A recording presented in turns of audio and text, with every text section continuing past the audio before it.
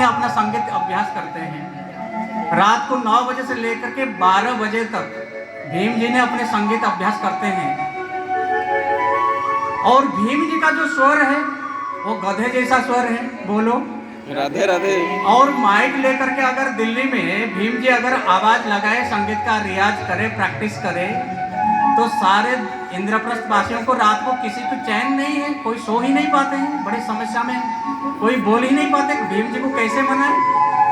एक दिन द्वारिकाधीश द्वारिका से इंद्रप्रस्थ घूमने के लिए आए थे।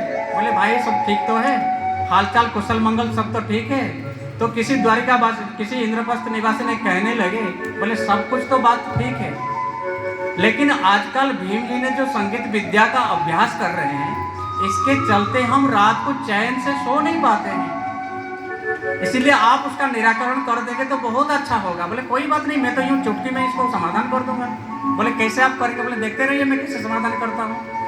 एक दिन भीम जी ने रात को जैसे ही संगीत विद्या का अभ्यास करते थे, अब द्वारिकाधीश आकर कहने लगे, वाह भाई वाह वाह वाह वाह वाह भाई वाह, क्या गजब का सुर है, आपको तो जंगल में जाकर के एकांत में साधना करना चाहिए। बोलो राधे राधे।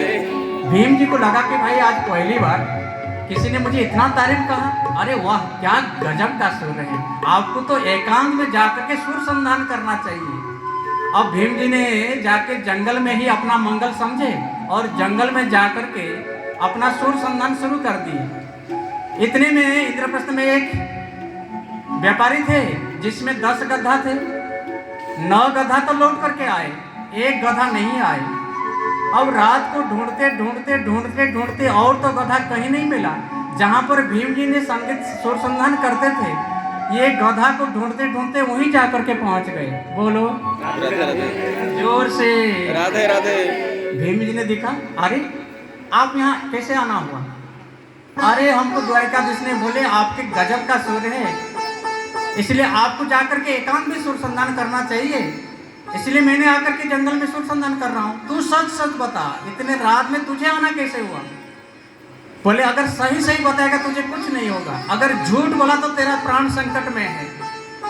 हाथ जोड़ के व्यापारी ने कहने लगे, बोले महाराज जी मैं सच बता रहा हूँ, मेरे 10 गधा थे, 9 गधा तो लौट के आया, 1 गधा नहीं आया।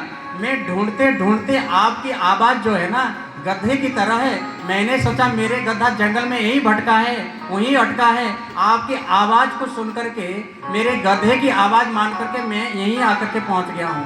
बोलो राधे राधे।